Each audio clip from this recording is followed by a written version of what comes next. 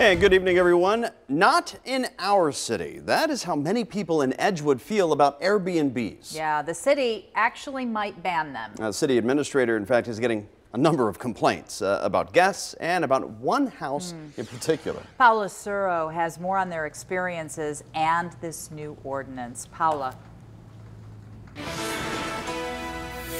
Well, guys, the city administrator calls Edgewood a bedroom community. As you can see, this neighborhood I'm at, this road I'm on is relatively quiet. There are no cars parked along the side of the road, and he wants to make sure things stay that way. But some neighbors disagree.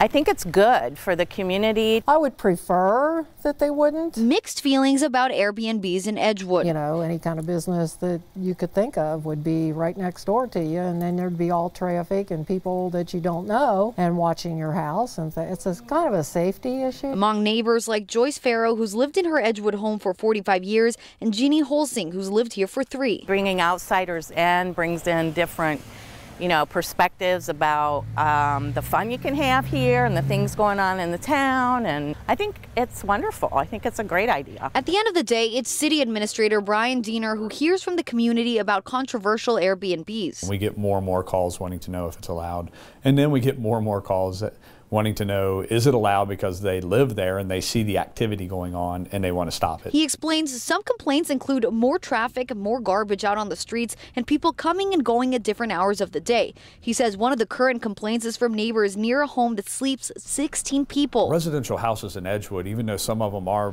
very good size, are not meant to have 16 people sleeping in that house, but that could mean 16 separate individuals are coming to that, bringing vehicles to park on the street, the driveways, and all that. And that's why Diener hopes City Council passes the ordinance his office is proposing. It would prohibit Airbnb rentals or short-term rentals in the city. Council could vote yes, they could vote no, and the public could come to our council meetings and give their opinion. The population of Edgewood is 9,000 people, and there are 3,500 homes. Diener says not one resident who owns a home in the city has called to say Airbnbs should be allowed. We want to hear their feedback, and right now their silence is telling us that we're probably going in the right direction.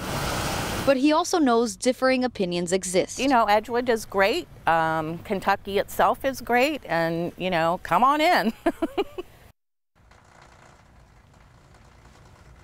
Now, if the ordinance passes and the city finds out that there are Edgewood homeowners renting out their houses as Airbnbs, they could face a penalty. And the city administrator tells me that penalty could be anywhere between $100 to $500 per occurrence. But for now, we're live in Edgewood. Paula Suro, 9 on your side.